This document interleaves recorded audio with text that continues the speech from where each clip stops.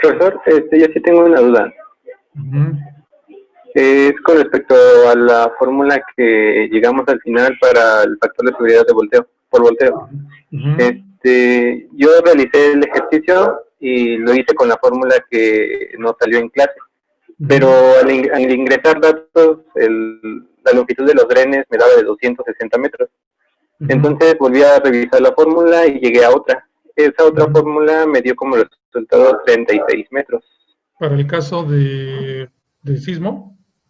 Sí, para el caso de sismo. Ok. Pues si quieres compartirnosla para revisarla, pues seguramente aunque hemos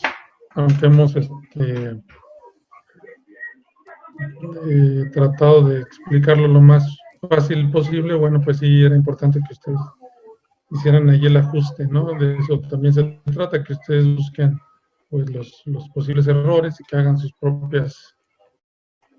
lleguen a sus propias conclusiones. Realmente el tema es muy sencillo, no debe de haber algún problema, ¿no? Es matemáticas básicas, ¿no? No estamos yendo en ningún caso con ecuaciones diferenciales parciales, cosas muy complicadas. Realmente todos los problemas que hemos visto han sido resueltos mediante la aplicación de matemáticas muy básicas. Lo que sí, pues hay que entender el problema, la física del problema en todos los casos y los criterios, ¿no? que podemos seguir para la solución, ¿no? Entonces, si nos gustas compartir, te voy a compartir la pantalla y si no, pues mándame la, Claro, la, profe. la- Ujú. Sí. Permíteme. Ah,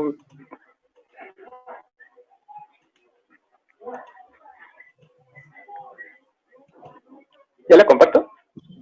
Sí. Vale. Ujú. ¿Cuál fue el procedimiento que hiciste y a qué conclusión llegaste? Pero, bueno, ese fue mi hoja de cálculo, pero el despeje lo tengo, permítame, aquí.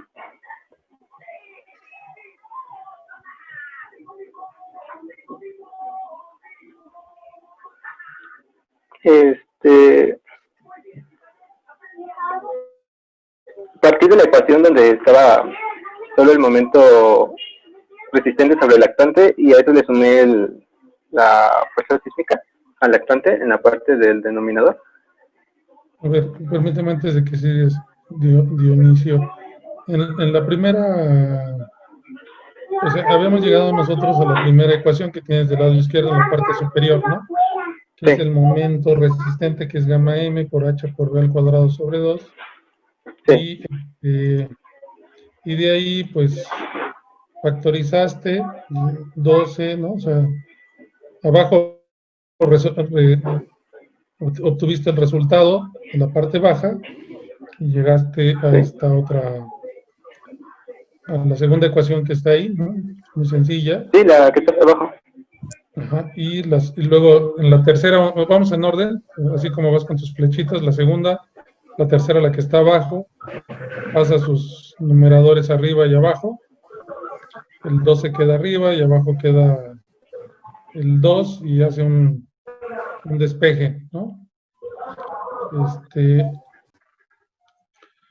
sigue desarrollando y simplificando y te queda 3 gamma m h b al cuadrado, h al cuadrado, o sea, el factor de el momento resistente, bueno, el momento actuante te queda h al cuadrado, gamma w por h por punto 75 de b, y bueno, te queda 3 gamma hb al cuadrado, h 75, ok, está correcto, ese es el despeje, ¿no? Que tienes.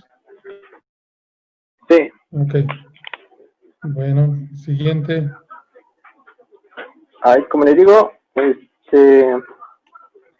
metí la ecuación a la que llegamos la clase pasada y me da de 230. Uh-huh. Y con la ecuación que, bueno, ¿Te despejaste? te fui desarrollando me salen 36 metros. ¿Perdón? Ok, entonces, Sí. aumentando vamos a suponer que tuvimos un error y que, bueno, pues el correcto es este, ¿no? El factor de seguridad es 3 gamma, 3 veces gamma m, pues volumétrico por b al cuadrado, entre h por gamma wh más 0.75 de b, ¿no? Es el factor de seguridad. Entonces, si nos compartes, ok, y tienes para un factor de seguridad igual a 2, B te queda de 36 metros. Es decir, que nosotros tendremos que meter un dren de penetración en la parte baja de ese corte que mide 60 metros, y para garantizar que podemos soportar un coeficiente sísmico de 0.25, tenemos que meter el dren hasta 36 metros. Esos 36 metros precisamente son, es la longitud que se requiere seca. ¿Está claro? O sea, yo no debo de tener ningún empuje para que pueda tener un factor de seguridad igual a 2. Obviamente, si yo bajo el factor de seguridad, mi longitud de drenaje pues va a ser menor, ¿no? No hay una relación lineal entre el factor de seguridad y el drenaje. Eso pues se tiene que obtener a través de la ecuación que aquí nos está presentando, y podemos pues hacer la hoja de cálculo y resolverla sin ningún problema, ¿no? O sea, aquí, bueno, pues para que ustedes revisen nuevamente su hoja de cálculo, la ajusten y ya tengan la herramienta para resolver los dos problemas que les envío el día de hoy. ¿Ok? ¿Tienen alguna duda, jóvenes? No, eso sería todo. Sería todo, ¿no? Realmente este tema es muy, muy sencillo, pero sí es muy común, ¿no? O sea, como les comenté en la clase pasada, que también haya fallas por volteo, ¿no? Entonces, a veces las alturas no son tan altas y entonces la longitud de drenaje, pues, obviamente se reduce, ¿no? En algunos casos, por ejemplo, ustedes van a ver, ¿no? Cuando la roca está muy fracturada, que tiene múltiples, bueno, más bien que no se desarrolla una sola línea de diaclase, sino que hay varias, pues en campo o en la práctica profesional se acostumbra, como les comento, que esté muy, muy fracturada, que por lo menos metamos drenes de penetración a 6 metros, separados 2 metros, ella es como una receta, separados entre 1,50 y 2 metros de ellos, para poder captar todo el drenaje, bueno, toda el agua que pudiera generar algún empuje sobre los taludes, ¿no? Entonces, para que ustedes lo anoten, cuando haya taludes de ese tipo, bueno, pues ustedes tengan también un criterio de cuál sería la longitud mínima para poder hacer el drenaje correspondiente, ¿no?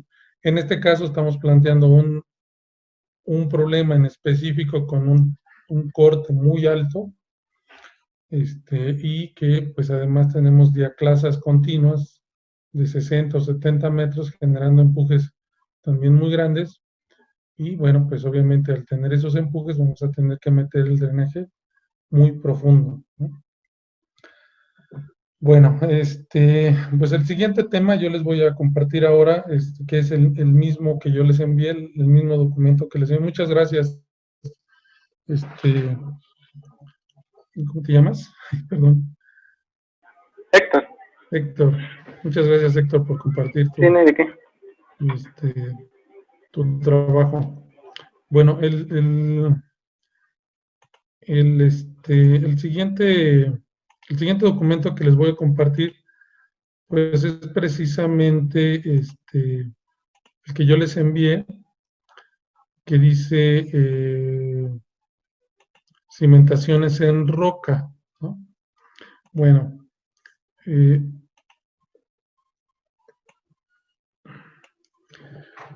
regularmente pensamos, ¿no? Que como geotecnistas, como ingenieros civiles, que si encontramos la roca, pues ya no vamos a tener prácticamente ningún problema de capacidad de carga. Y en la mayor parte de los problemas así sucede siempre y cuando tengamos un nivel de descarga en la cimentación bajo.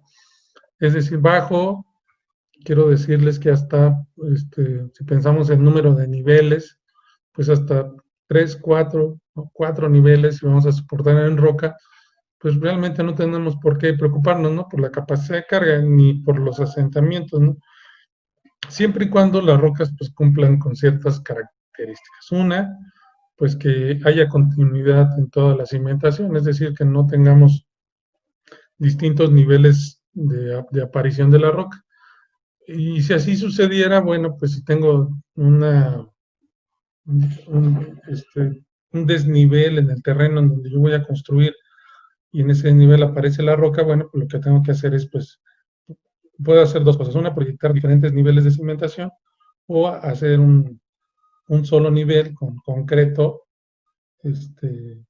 puede ser con concreto F'(C) 150 kilogramos por centímetro cuadrado y vamos a garantizar que la cimentación va a estar desplantada de manera correcta, ¿no? Bueno, aquí lo que nos dice es que los requisitos generales de las cimentaciones en suelo son igualmente aplicables a cimentaciones en roca. Las cimentaciones en ningún caso deberán desplantarse sobre tierra vegetal, materiales sueltos o roca superficial muy alterada. La profundidad mínima en roca debe ser de 50 centímetros abajo de la superficie del terreno, excepto cuando lo anterior implique el uso de explosivos u otros métodos que puedan empeorar las condiciones de la roca superficial. La memoria de diseño de una cimentación en roca debe acompañarse de los análisis de capacidad de carga y asentamientos, de la justificación del tipo de cimentación, seleccionado, y del método constructivo previsto. Además, deben anexarse la memoria de exploración, pruebas de campo y de laboratorio, y una descripción de las acciones que se tomaron en cuenta en el diseño. En su caso, deberán incluirse los resultados del tratamiento efectuado en la roca. En el diseño de las cimentaciones se considerarán además las acciones especificadas para otro tipo de estructuras, que es el peso propio de los elementos estructurales y de la cimentación. Bueno, ¿qué información geomecánica se requiere? Pues en general se requieren la planta y los perfiles geológicos del sitio, en los que define la distribución horizontal y vertical de las formaciones y la calidad de las mismas.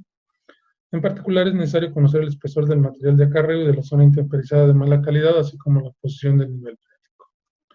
La profundidad de los sondeos de exploración dependerá de la función y características de la obra proyectada. Bueno, aquí, por ejemplo, como les comento, en cimentaciones que de las cuales tenemos bajos niveles de carga, bueno, pues a veces nada más se descubre, ¿no? Ya llegamos a la roca sana, el nivel de la roca, hay que cuidar que la parte superficial no esté muy alterada y bueno, pues hasta ahí llegamos con la exploración. Pero si vamos a hacer cimentaciones de estructuras más, ¿no? Más complejas, con una mayor nivel de esfuerzos en la base, como pueden ser, por ejemplo, puentes especiales, aerogeneradores, no sé, plantas nucleoeléctricas, plantas que tengamos una descarga por arriba de 50 toneladas por metro cuadrado en la base, pues entonces sí tenemos que hacer una exploración en la roca, tomando en consideración siempre que tenemos que llegar abajo, quiero decir, tenemos que explorar por lo menos 2.5 veces el ancho de la cimentación. Entonces, tomando ese criterio, pues, bueno, ¿por qué hasta 2.5? Bueno, pues porque regularmente hasta ese nivel ya tenemos una disipación de los esfuerzos de acuerdo a Boussinesq de menos del 10% de los esfuerzos. Entonces, regularmente es lo que nos piden, ¿no? O sea, Entonces sí hay que distinguir, pues, unas obtenemos cimentaciones de bajo nivel de esfuerzos y otras con cimentaciones con un alto nivel de esfuerzos. En esos casos, cuando tenemos niveles o estructuras muy pesadas, tenemos que por lo menos garantizar la exploración 2.5 veces la base de la cimentación. Eso sí, se lo tienen que ustedes grabar muy bien. También dice aquí que el conocimiento, bueno, dice la profundidad de los sondeos de exploración dependerá de la función y las características de la obra proyectada. El conocimiento del valor de la permeabilidad de la roca bajo el nivel de desplante obtenido en las pruebas de campo permite detectar zonas de mala calidad y definir la conveniencia de tratamientos con base en inyecciones. Cuando el macizo ha sido inyectado con anterioridad, debe tomarse nota de la magnitud de los consumos de lechada a fin de lograr una mejor idea de su porosidad y agrietamiento.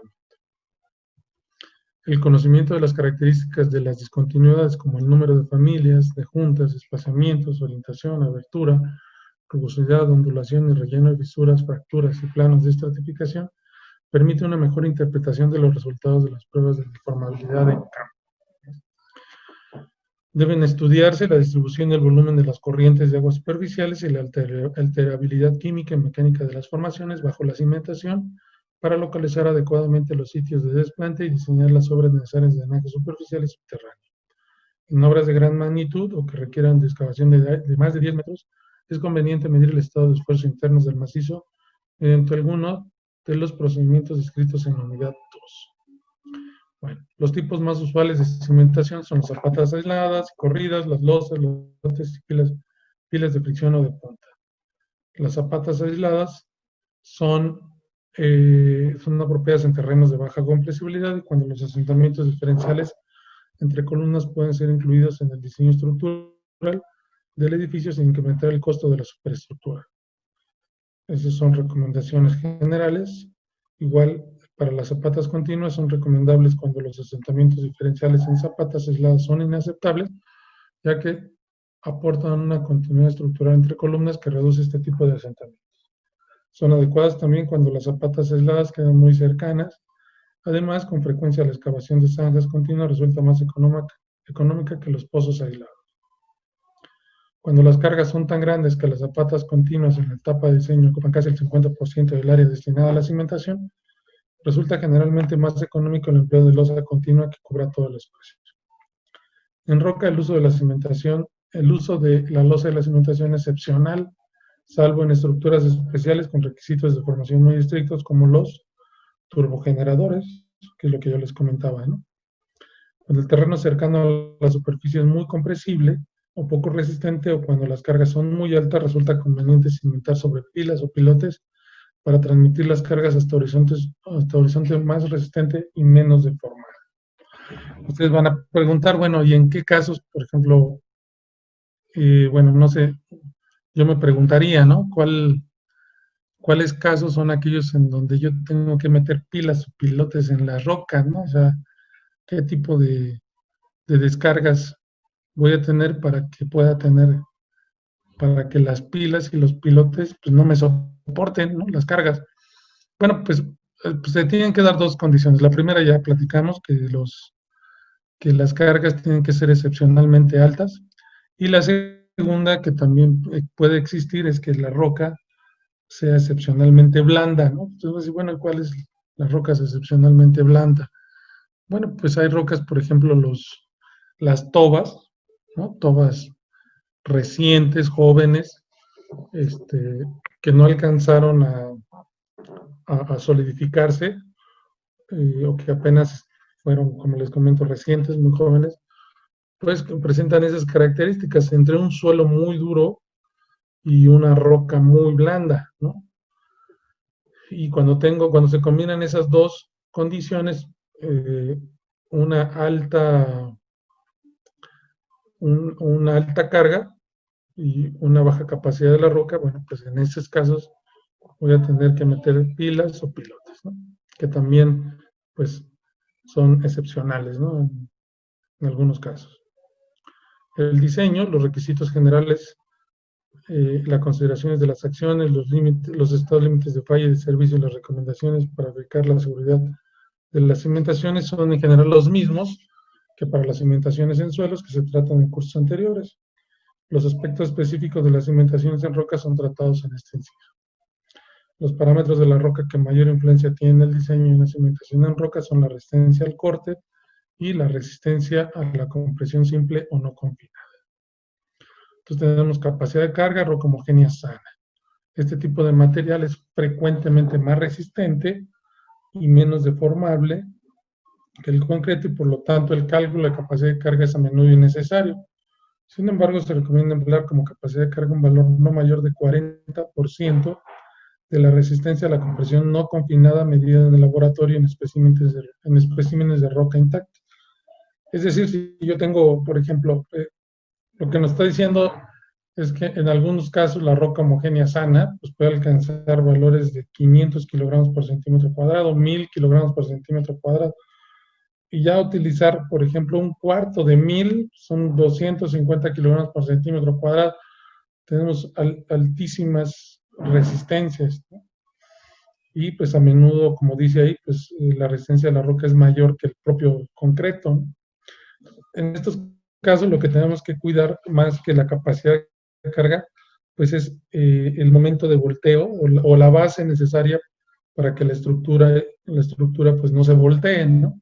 Y en ese momento pues podemos obtener pues el área de la zapata que pues que va a estar regida más por cuestiones geométricas que por capacidad de carga, ¿no?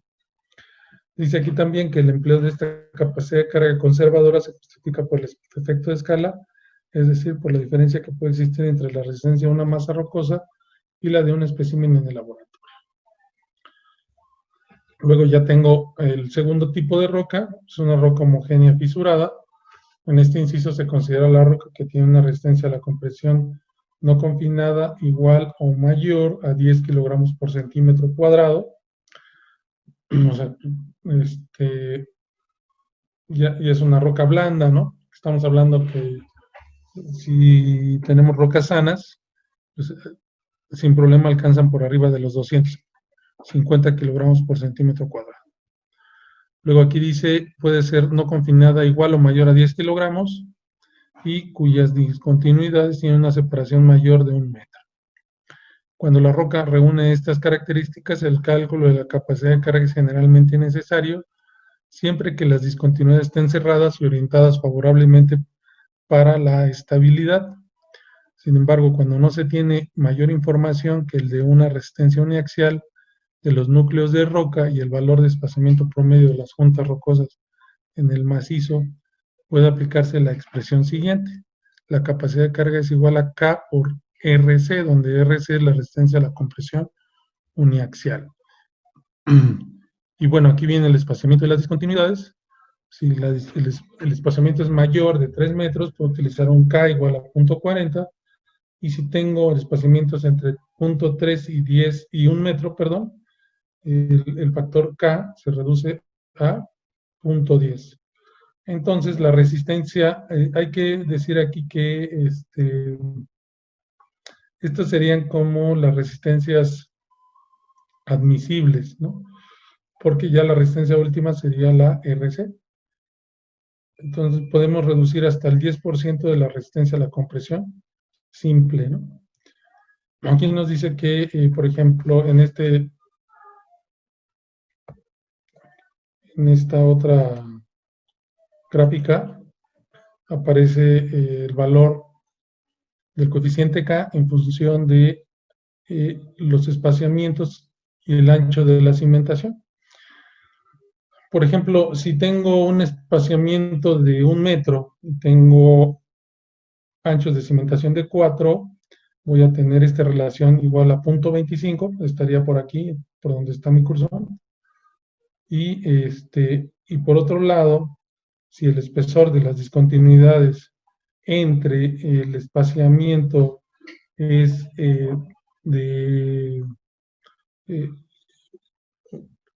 bueno, lo puedo determinar, pues voy a llegar a estas líneas diagonales y en función de esa relación de C entre B y D entre C, pues puedo determinar el valor de K. El valor de K pues puede tener un valor máximo de 0.5 y un mínimo de 0.5, perdón, de 0.05, ¿no? Entonces puedo, si ya conozco las condiciones geológicas del sitio donde voy a desplantar la cimentación, en cuanto al espaciamiento de las discontinuidades, el espesor y también con el espesor de las discontinuidades, y también conozco el ancho de la cimentación, pues puedo determinar el valor K. Entonces, y ya puedo aplicar directamente esta ecuación que nos dice que la capacidad de carga es igual a K por la resistencia a la compresión simple. Es decir, en todos los casos tengo que también hacer una prueba de compresión simple en roca. Si ustedes también eh, quieren determinar de manera, bueno, no quieren utilizar este nomograma, pues podemos utilizar esta ecuación que nos dice que K es igual a 3 veces más E entre B entre 10 veces la raíz cuadrada 1 más 300 D entre C, donde D es el espesor de las discontinuidades, C es el espaciamiento y B es el ancho de la cimentación. Dice aquí que las figuras 5.2 y 5.3 se muestra el efecto de las discontinuidades en la resistencia de la roca. Estos valores de K permiten una estimación de carga admisible por la roca de la masa rocosa. Hay que tener cuidado aquí, quedamos que íbamos a determinar la carga admisible, ¿no? Tomando en cuenta un factor de seguridad de 3 contra la falla general de la cimentación, cuando el espaciamiento es mayor a 0.3, la abertura de discontinuidades es menor de 0.5, menor de 2.5 centímetros, y esta se rellena de suelo o roca triturada, y el ancho de la cimentación es mayor a 0.3 metros. Cuando estas condiciones no se satisfacen, el macizo se considera como una roca muy fisurada o alterada, y en todo caso tengo que utilizar las ecuaciones de Meyerhof o de Terzaghi para poder determinar la capacidad de carga, ¿no? Si ustedes recuerdan, en esas ecuaciones nosotros determinábamos los valores de NC, NQ y N gamma, porque ya estábamos hablando de un suelo. Bueno, después viene el tercer tipo de roca, cuando aparecen juntas verticales, que es este caso. Tenemos juntas o diaclasas verticales, y regularmente lo que nos dice aquí es que las juntas verticales de 2 a 10 centímetros de abertura con o sin relleno de arcilla no afectan la capacidad de carga de la roca. En este caso, la capacidad de carga puede considerarse igual al valor de la resistencia a la compresión no confinada de los bloques de roca separados por las juntas, o al 40% del valor promedio de la resistencia de compresión no confinada medida en laboratorio. Las juntas deben limpiarse y rellenarse con mortero de cemento y arena hasta una profundidad de 4 a 5 veces su abertura. Si las aberturas son mayores, el relleno se efectúa con el llamado concreto, con el relleno de llamado concreto dental, ¿no? Entonces, como en este caso, pues tenemos que hacer un relleno con mortero, con concreto, para poder rellenar las fisuras, ¿no? Entonces, cuando tengamos este caso, nos recomienda que utilicemos el 40% de la resistencia a la compresión simple de la roca, ¿no? Luego, también el inciso D, o el siguiente, el cuarto tipo de problemática que podemos encontrarnos en roca, es cuando tengo rocas con juntas horizontales. Dice aquí que cuando exista la posibilidad de la existencia de juntas horizontales o casi horizontales, se recomienda realizar sondeos de exploración para verificar su presencia. En ocasiones la roca que sobreyace a las juntas más abiertas, que son las cercanas a la superficie, pueden excavarse económicamente para desplantar la cimentación a un nivel inferior. La posibilidad de existencia de este tipo de discontinuidades debe tomarse en cuenta empleando como capacidad de carga la tercera a la quinta parte de la resistencia a la compresión simple no confinada, medida en laboratorio. La presencia de estas juntas horizontales rellenas de materiales compresibles de espesor variable podría provocar asentamientos diferenciales de la estructura. En cimentaciones con carga excepcionalmente alta se recomienda efectuar pruebas de carga in situ para determinar si la falla del material y la evolución del asentamiento en función de la presión aplicada es suficiente, ¿no? Entonces, este sería el cuarto tipo eh, de tipo de cimentación que podemos, más bien, de tipo de específico de problemática que nos podemos encontrar al cimentar. Bueno, aquí viene regresando un poquito al tema, nos pide aquí que cuando tenemos cargas excepcionalmente altas, pues es recomendable hacer pruebas de carga directamente sobre la roca, y para ello tenemos que montar una estructura similar a esta, que es una armadura que va a estar anclada hacia la misma roca, que son las que nos van a dar la reacción, y pues aplicar una carga y medir las deformaciones. Entonces tenemos aquí la presión aplicada en kilogramos y vamos a medir los asentamientos. Este tipo de ensayos, pues aparte de darnos la falla, si es que existe de la roca, pues también nos va a dar su módulo de deformación para poder hacer el diseño de las cimentaciones, que cuando son, por ejemplo, aerogeneradores, turbogeneradores, plantas nucleoeléctricas, pues vamos a tener restricciones en cuanto a las deformaciones que se pueden presentar a los asentamientos. Prácticamente nos obligan a que sean cero, y para poder determinar cuál es la deformabilidad de esa roca, pues tenemos que hacer este tipo de ensayos, ¿no? In situ, y vamos a hacer ensayos directos de carga en roca, ¿no? Luego viene el inciso E, que son rocas con dos o más familias de juntas, y bueno, pues vienen dos casos específicos. Uno, cuando no hay talud, o sea, tenemos una superficie horizontal y la zapata y la carga, y tenemos pues rocas o diaclasas diagonales, y regularmente son dos o más familias de ellas, ¿no? Y el otro caso es cuando tenemos una cimentación. Esto es muy común en puentes, que cimentamos en los límites de un talud, pues hay que cuidar igual varios aspectos. Uno es la distancia del talud a la cimentación, bueno, aquí sí tenemos que sacar la inclinación de las discontinuidades en ambos sentidos, y pues ver si con la aplicación de la carga pues no vamos a activar una falla plana, ¿no? Como las que la analizamos.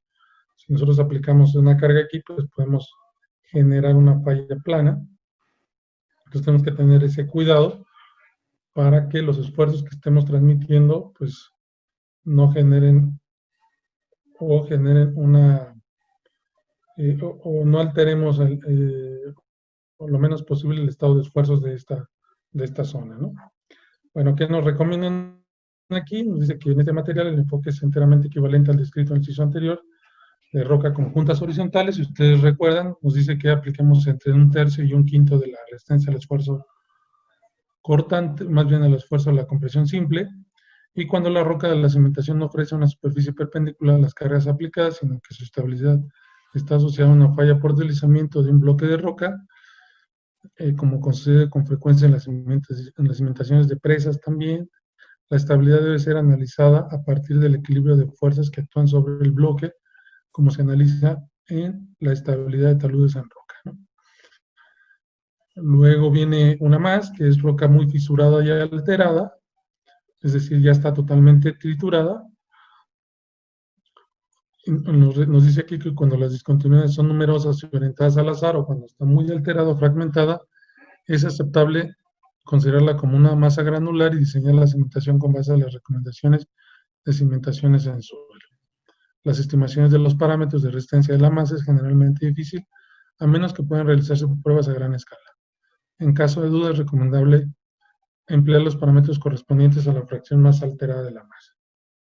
Entonces, otra más, la siguiente es roca con cavidades, y nos dicen que cuando existen cavidades en la roca deben revisarse la estabilidad a corto y a largo plazo considerando el techo como un elemento estructural bajo las cargas que le serán impuestas. Si la resistencia no es suficiente, el techo será demolido o se perforará para dar paso a pilas o columnas con la finalidad de desplantar la cimentación en terreno firme. Si esto no es posible, deberá asegurarse la estabilidad del techo empleando los procedimientos de diseño de soportes que se trata del inciso de túneles. Deben tomarse las medidas necesarias para evitar la degradación y pérdida de resistencia del material con el tiempo. La exploración en roca con cavidades deberá incluir por lo menos un barreno en cada uno de los sitios en que habrá concentraciones de carga debidas a la estructura. Bueno, esos serían como las 6 condiciones de cimentación que nos podemos encontrar y que pues algunas recomendaciones generales, ¿no? Que nos dicen que en este caso, bueno, entonces estamos hablando de las diferentes condiciones que pueden presentar las rocas, ¿no? El inciso H habla acerca de las presiones admisibles que podemos tener en los distintos tipos de roca. Bueno, aquí dice que nos presenta una tabla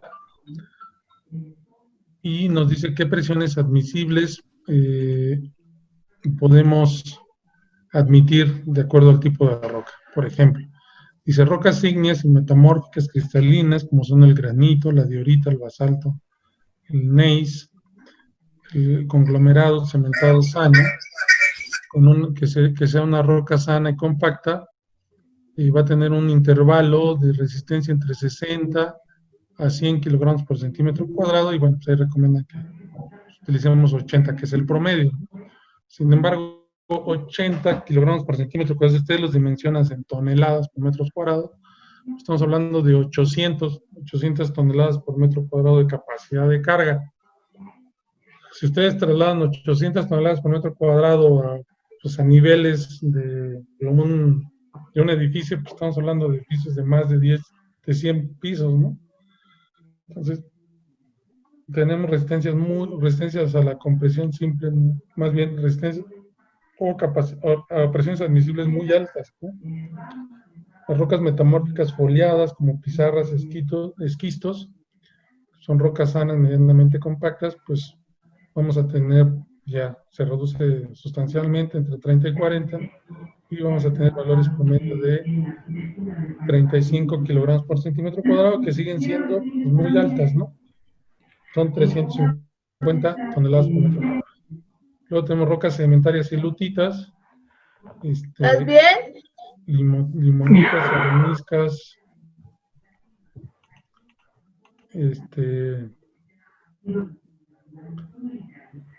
vamos a tener por ahí presiones admisibles entre 15 y 20 y valores recomendados de entre 15 y 25 y valores recomendados de 20. Rocas blandas o intemperizadas, el valor promedio sería 10, pues siguen siendo altos, 100 toneladas por metro cuadrado. Y lutitas blandas entre 2 y 6 y vamos a tener 4 kilogramos por centímetro cuadrado, es decir, 40 toneladas por metro cuadrado. Ahora dice, para condiciones especiales, los valores de las presiones admisibles nominales de la tabla 5.4 deberán modificarse de acuerdo a las especificaciones siguientes.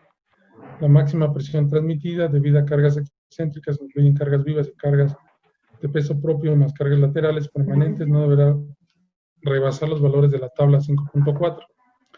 Pueden permitirse un exceso de 1/3 sobre las presiones admisibles de la tabla 5.4 para cargas vivas transitorias de viento o sismo. Las zapatas en roca blanda o suelo deben desplantarse a una profundidad mínima de 50 centímetros bajo la superficie del terreno, bajo la superficie del piso cercano. Incrementar las presiones nominales de la tabla 5.4 en un 5% por cada metro de profundidad bajo la elevación de la especificación anterior en pilas desplantadas en roca blanda. Emplear los valores de presiones de la tabla 5.4 correspondientes a las rocas sanas, compactas y medianamente compactas cuando se desplanta en la superficie de terreno, y cuando se desplanta bajo la superficie de terreno deberás agregar la superficie valores nominales un 30% por cada metro de profundidad, 30% por cada metro de profundidad adicional. Y en zapatas, que tengan cuando menos una dimensión lateral de 1 metro, los valores de la tabla 5.4 se aplicarán reducidos por un factor igual al ancho menor de la zapata en metros. Luego dice aquí que las presiones admisibles pueden ser determinadas con base a la compresión de la roca bajo el nivel de desplante. Por otro lado, la compresión de la roca depende en gran parte del número de juntas son salteras que se reflejan en el RQD. Por tanto, uno de los criterios por la determinación de la capacidad de carga es el que emplea los valores de RQD. Y en la tabla 5.4 se presenta una correlación entre valores de RQD y las presiones admisibles. Las cimentaciones basadas en estos valores no deberán experimentar asentamientos mayores de 1 centímetro y debe tenerse presente que este método solo permite una estimación preliminar. Entonces, si tengo valores con RQD igual a 0, prácticamente un suelo, la presión admisible sería de 10 toneladas por metro cuadrado, o 10 kilogramos por centímetro cuadrado, que representan 100 toneladas por metro cuadrado. Pero tengo un RQD de 100, la presión admisible puede crecer hasta 300 kilogramos por centímetro cuadrado, que serían 3.000 toneladas por metro cuadrado. O sea, es muy alto, ¿no? Es muy alto las presiones admisibles en roca, ¿no? Dice aquí que en pilas desplantadas sobre rocas intemperizadas o muy fracturadas o rocas blandas en general, pueden determinarse la presión admisible mediante ensayos in situ con el presiómetro de Menard. ¿Qué es el presiómetro de Menard? Bueno, pues es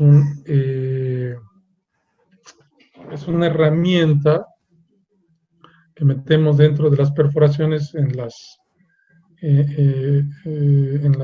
durante la exploración para poder medir la deformabilidad de la roca. Bueno, ese es un presiómetro de Menard. Cuando estos ensayos se realizan adecuadamente, se obtiene un índice de resistencia de la masa rocosa denominada presión límite, PL. A partir de este índice, la presión admisible puede calcularse por medio de la fórmula siguiente. Q admisible es igual a 1/3 de QU más KB por la presión límite menos Q0, ¿no? Bueno, esto siempre y cuando yo haya hecho el ensayo del presiómetro, ¿no? Les puedo comentar que aquí, para empezar, pues hay en México muy pocas, sino que no conozco ninguna empresa que tenga un presiómetro que pueda hacer ensayos en roca, ¿no? Entonces, pues queda esto como estos últimos párrafos, como hay un enriquecimiento cultural, porque, bueno, pues no quiero decir que no se hagan, ¿no? Probablemente sí se hacen, pero van a tener que venir algunas empresas extranjeras que tengan el presiómetro para hacer esta prueba en roca y poder ocupar esta ecuación, ¿no? Ese es cuando hago ensayos de presiómetro. Entonces, pues ya ni siquiera sigo con los otros. Ustedes pueden checar aquí algunos otros aspectos de esta ecuación, pero bueno, lo vamos a dejar ahí para no seguir abundando. Luego, la capacidad de carga de roca, según Terzaghi, pues plantea la siguiente ecuación, ¿no? Que es Q última es CNC por SC más Q testada NQ más 0.5 de gamma B por N gamma por S gamma, ¿no? Donde Q última, Q es igual a la capacidad de carga última, es la ecuación determinada en pruebas traxales en roca, NC, N gamma y NQ y N gamma son factores de capacidad de carga que dependen del ángulo de fricción interna de la roca, calculado en pruebas triaxiales que se pueden calcular aproximadamente bajo las siguientes expresiones según Stack y Kiswick. NC es igual a 5 veces tangente cuarta de 45 más phi sobre 2, NQ es tangente sexta de 45 más phi sobre 2, y N gamma es igual a NQ más N1. SC y S gamma son factores de forma y dependen de la forma precisamente de la cimentación, y van a tomar estos valores, ¿no? Depende de si es una zapata corrida, una zapata circular o una zapata cuadrada. También dice ahí que se puede determinar según Terzaghi la capacidad de carga admisible es igual a Q última determinada mediante la ecuación anterior por RQD al cuadrado entre el factor de seguridad. RQD es el índice de calidad de la roca y pues obviamente el factor de seguridad puede ser considerado entre 3 y 6. Luego, capacidad de carga de pilotes de punta descansando en roca, que ya habíamos comentado, que son excepcionalmente utilizadas. Bueno, pues aquí viene alguna ecuación. También viene para pilas perforadas prolongadas hasta la roca. No tengo suelo y aquí está la roca. Bueno, pues también vienen el procedimiento para poder utilizar o para cuando tengo este tipo de situación, ¿no? Tenemos la parte del suelo y la roca. Esto es un poco más común, ¿no? Que tenga pilas, por ejemplo, gran parte del tramo elevado del tren suburbano que va a Toluca estuvo trabajando bajo o está trabajando para esta condición. Es decir, toda la cimentación se procuró que se llevara hasta la roca y en ese caso pues se estaba cayendo en este supuesto, ¿no? O sea, vamos a tener esta parte del suelo y esta parte de una parte perforada en roca, sobre todo porque por las condiciones de operación del tren y de la vía, etcétera, pues no podíamos tener deformaciones de no mayores a 1 milímetro, ¿no? O sea, ahí estaban restringidas las deformaciones, entonces tuvieron que hacer las exploraciones y garantizar que la cimentación, en gran parte de la cimentación, pues cimentada con pilas y caían en esta condición, ¿no? Bueno, a continuación dice que el proceso de diseño recomendado a continuación se supone que se tiene una resistencia lateral entre el pilote y la roca o una resistencia de punta en el fondo, pero no ambas, ¿no? O sea, o trabaja por fricción o por punta, ¿no? A continuación se da un procedimiento paso a paso para estimar la capacidad de carga última. Para empezar dice que se debe calcular la resistencia lateral unitaria última como es F, que es la fuerza en libras por pulgada cuadrada, o la resistencia al esfuerzo cortante en la parte lateral, que es igual a 2.5, la resistencia última elevado, o la raíz cuadrada, o elevado al punto 5, debe ser menor al 15% de la resistencia a la compresión simple. Bueno, tenemos que evaluar primero este valor. Luego calcule la capacidad de carga última basada solamente en la resistencia lateral con Q. Entonces Q última es igual a pi por diámetro de la pila por L y por F, por la longitud y por F. Luego se calcula el asentamiento de la pila en la parte superior del empotramiento de la roca, estado por la suma de la compresión elástica del pilote y por el asentamiento en la base, ¿no? La compresión elástica en el pilote es igual a C, S es igual a Q última por la longitud del pilote entre el área de la pila por S, que es el módulo de ion del concreto, el asentamiento en la base, que es SB, que es la Q última por F, que es LF, perdón, que es el coeficiente de influencia elástico, ahorita vamos a ver de dónde sale, y de S, que es la profundidad de desplante por el módulo de elasticidad de la masa.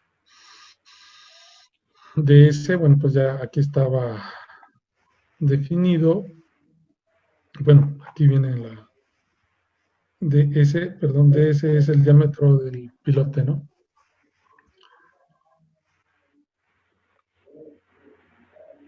dice que compare la la magnitud del módulo de elasticidad de la masa se determina con la gráfica promedio mostrada en la figura 5.60. En esta figura, el núcleo es el módulo de ion de los especímenes intactos del núcleo de roca de tamaño NW mayores, bueno, NQ o NW o PQ o NQ. O sea, este es el diámetro del núcleo. Y nos dice que ese es aproximadamente igual a SB, que es QIF, perdón, donde IF es el coeficiente de influencia elástico, entre el diámetro del pilote por la E de la masa del suelo. Dice aquí que si es menor de 4 pulgadas, la capacidad de carga se calcula entonces con la ecuación 2, y si es menor de 0.4, vaya al paso número 5. Entonces, aquí el paso número 5 dice que si S, que es la deformación, que es más bien que es la suma de los dos asentamientos es mayor a 0.4, podría haber una rápida y progresiva falla por cortante lateral en el empotramiento de la roca y equivale a una pérdida completa de la resistencia lateral. En este caso, la capacidad de carga última es igual a la resistencia por punto, donde la resistencia por punto es igual a 3 veces área del pilote, que multiplica 3 veces por la compresión simple, perdón, el desplazamiento de las discontinuidades, de ese es el diámetro de la pila, entre 10, 1 más 300, delta, que es el espesor de la continuidad, y CS es el espaciamiento de las continuidades, todo multiplicado por Q. Dice aquí que note que esta ecuación se aplica a discontinuidades horizontalmente estratificadas mayores a 12 pulgadas y con un espesor de discontinuidad menor a 0.2 pulgadas. Bueno, aquí lo que tenemos es la relación de empotramiento, que es la longitud de empotramiento entre el diámetro del pilote, que viene en las abscisas, y en las ordenadas viene el factor de influencia del asentamiento. Teniendo, bueno, y aquí en estas curvas aparece la relación entre el concreto y la masa del suelo, y una vez teniendo esos tres valores o estas dos relaciones con esta relación de módulos, entramos a la gráfica y determinamos el factor de asentamiento, que es el que vamos a utilizar aquí, que es IF. No está, perdón, ¿sí es IF? Sí, este factor de asentamientos, IF, y para poder determinar el valor total del asentamiento. Bueno, eso es en cuanto a la revisión que tenemos que hacer de capacidad de carga cuando tenemos una pila incrustada en el suelo y pero si hay necesidad de desplantarla sobre roca, tenemos que seguir todo este procedimiento para poder determinar la capacidad de carga. Luego viene los asentamientos. Igual dice que vamos a tener varios casos de asentamientos.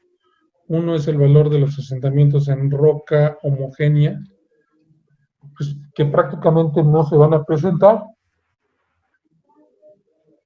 y no tienen importancia práctica, pero puede calcularse empleando el módulo de elasticidad obtenido en pruebas de laboratorio y o de campo, y las soluciones de la teoría de elasticidad utilizadas para el cálculo de asentamientos inmediatos en suelos.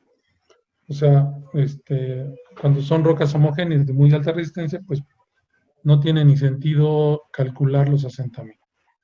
Cuando son rocas estratificadas horizontalmente, se emplea el método de Strenbrenner para la estimación de los asentamientos, y la aplicación de este método es necesario contar con el valor de los parámetros elásticos de cada estrato medido en pruebas de laboratorio, y cuando existen intercalaciones de suelos, el asentamiento total es en gran parte debido a la deformación de las intercalaciones. Luego viene aquí roca alterada y o fracturada. Este tipo de roca, los asentamientos se calcula como si se tratara de un material homogéneo y continuo, pero empleando parámetros de deformabilidad obtenidos mediante ensayos de campo de gran escala. Cuando la alteración es muy grande, la estimación de los asentamientos puede efectuarse con base a un valor de compresibilidad de fracción más alterada. Luego viene aquí cálculo de los asentamientos. Los asentamientos de una cimentación sobre roca se deben en general más al cierre de las discontinuidades, perpendiculares y a los esfuerzos inducidos que a la deformación de la roca matriz. Dice ahí que la deformación bajo la carga transmitida por una cimentación puede estimarse empleando la solución de Boussinesq, que da resultados intermedios entre los de Westergaard para materiales estratificados y los de Froelich para materiales con deformidad cuando decrece con la profundidad. Bueno, en macizos rocosos con 2 o más familias, los parámetros de mayor influencia sobre la distribución de esfuerzos son la dirección de las familias de juntas, la calidad, el arreglo de los bloques, la configuración y alteración de las superficies, la resistencia al corte de las juntas, la deformidad de las resistencias, la relación entre la deformación de la superestructura y el número de bloques de contacto.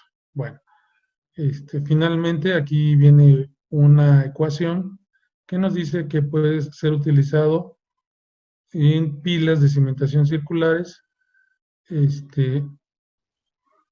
Podemos utilizar esta ecuación que es igual a S es igual a Q por DD, donde S es el asentamiento en centímetros, entre 9 veces gamma M entre el EM. De gamma M, donde QD es la presión del suelo, D es el diámetro de la pila, EM es el módulo promedio obtenido por los ensayos presiométricos, otra vez. Gamma M es el coeficiente que depende del espaciamiento y las continuidades, y etcétera. Entonces, por lo tanto, pues requerimos utilizar las características que nos van a dar los ensayos presiométricos. Bueno, pues aquí vienen planteados algunos ejercicios de cimentaciones que vamos a resolver el día de mañana. Les pido por favor que ustedes lo revisen y